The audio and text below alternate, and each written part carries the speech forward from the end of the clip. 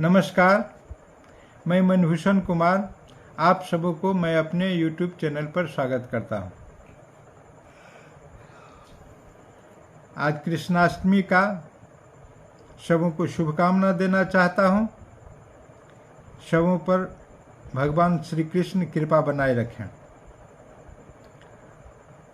श्री कृष्ण का जन्म वासुदेव और देवकी के यहाँ कारागार में हुआ था।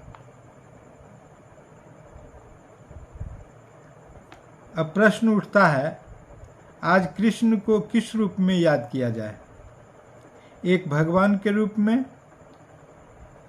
अलौकिक शक्ति के रूप में, या यदा यदा धर्मस्य ग्लानिर्भवति भारत अभ्युत्थानम अधर्मस्य तदात्मानं सृजाम्यहम्, एक अवतारी पुरुष के रूप में, या सब मिला के? इससे आगे बढ़ें। मनुष्य जब जन्म लेता है तब प्रत्येक मनुष्य को उसे अपने कर्म से समाज में खुद को स्थापित करना पड़ता है, जो श्री कृष्ण ने अपने बाल्यकाल से ही किया। पालना में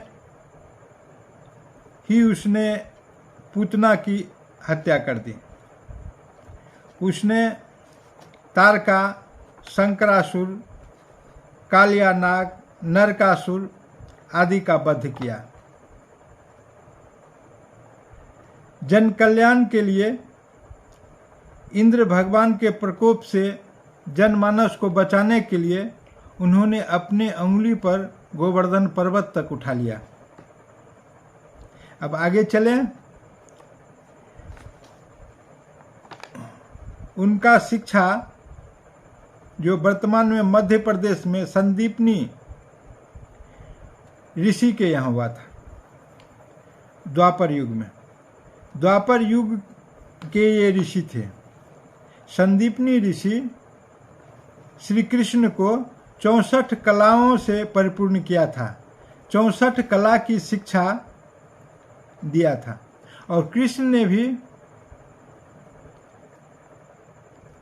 बहुत ही आत्मीयता बरता और संदीपनी मुनि की पत्नी को उदास देखकर चलते वक्त उन्होंने गुरुदक्षिणा के रूप में अपने गुरुपुत्र को यमराज के यहाँ से लाकर वापस किया।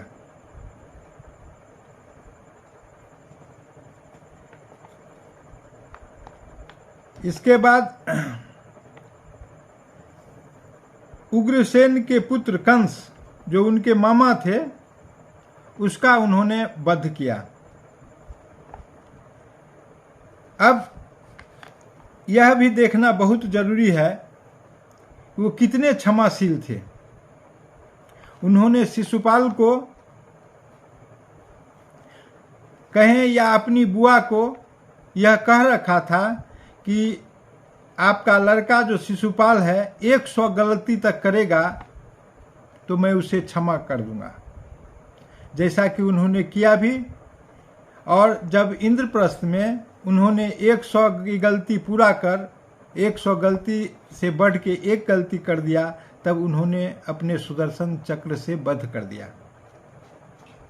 हम सभी इस बात को समझें कि जब कृष्ण अपने गुरु के यहाँ दीक्षा ले रहे थे तो अंतिम दिनों में गुरु परशुराम उन्हें आकर बताया और कहा कि तुम जिस काम के लिए आए हो उस काम को करो।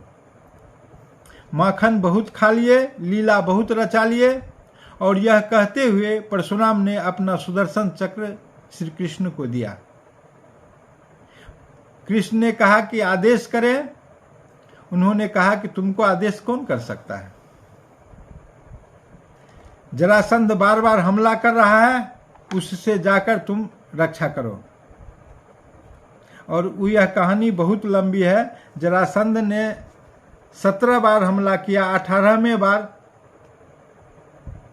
यह भाग के मथुरा से द्वारिका चले गए।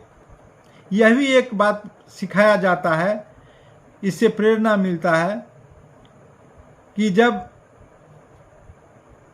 कोई दुष्ट आपके पीछे पड़ा हो तो उससे बेहतर है कि आप बच के निकल जाएं। इन्होंने पूरे समाज के रक्षा के लिए पूरे राज्य को लेकर वे द्वारका में बस गए। उसको उस समय कुशस्थली भी कहते थे। वह एक खंडहर के रूप में पड़ा हुआ था। कृष्ण जाके उसको विकसित किया। कृष्ण ने फिर शिशुपाल की हत्या की।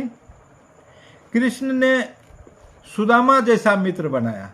गरीब से गरीब को गले लगाना अगर कोई सीखे तो वो कृष्ण से सीखे।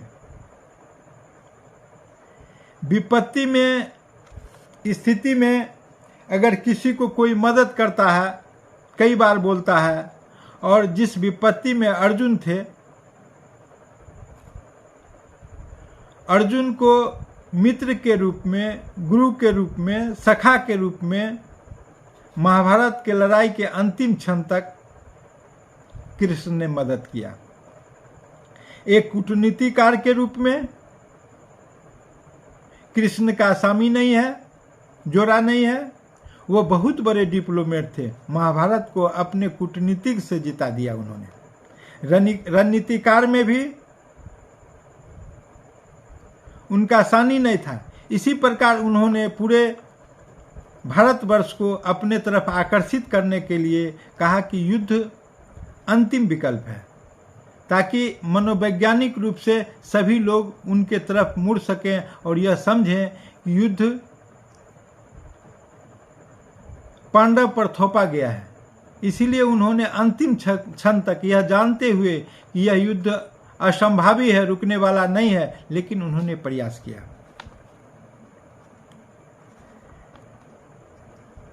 महिला की सुरक्षा के लिए और ऋण उतारने के संदर्भ में भी कृष्ण का बड़ा योगदान है। जब द्रौपदी का चीरहरण होता है तो कृष्ण ने उसे वस्त्र देकर उसकी लज्जा की रक्षा की है। हमारे समाज में आज नित्य महिलाओं का चीरहरण होता है। इसका सीख कृष्ण से लेना चाहिए कि किस प्रकार कृष्ण दूर बैठकर भी हमारे समाज में महिला की लज्जा का रक्षा किया है। और महाभारत में उनके द्वारा दिया गया गीता का ज्ञान काफी प्रेरणादायी रहा है। यूं कहें तो एक मुर्दा उठकर जिंदा हो उठा लड़ाई करने के लिए। वह न सिर्फ प्रेरणादायक था बल्कि मनोविज्ञान का पूर्णतः छुपा हुआ उसमें सार था। मनोवैज्ञानिक रूप से इस कदर उन्होंने प्रेरित किया कि अर्जुन धनुष बाण उठाने के लिए बिल्कुल खड़ा हो गया। इस प्रकार से हम देखें तो जिस प्रकार से उनके गुरु ने 24 कला का शिक्षा दिया था, अपने जीवन में उन्होंने 24 कला को जिया है। और उनका मानना था धर्म के स्थापना के लिए अधर्म का भी साथ क्यों न लेना पड़े, उसमें अधर्म नहीं होता है। और इसी नीति को साधते हुए उन्होंने अधर्म के विरुद्ध धर्म स्थापना के लिए महाभारत के युद्ध में अर्जुन के सारथी बन गए और समस्त भारत में उन्होंने शांति स्थापित किया और धर्मराज की स्थापना की।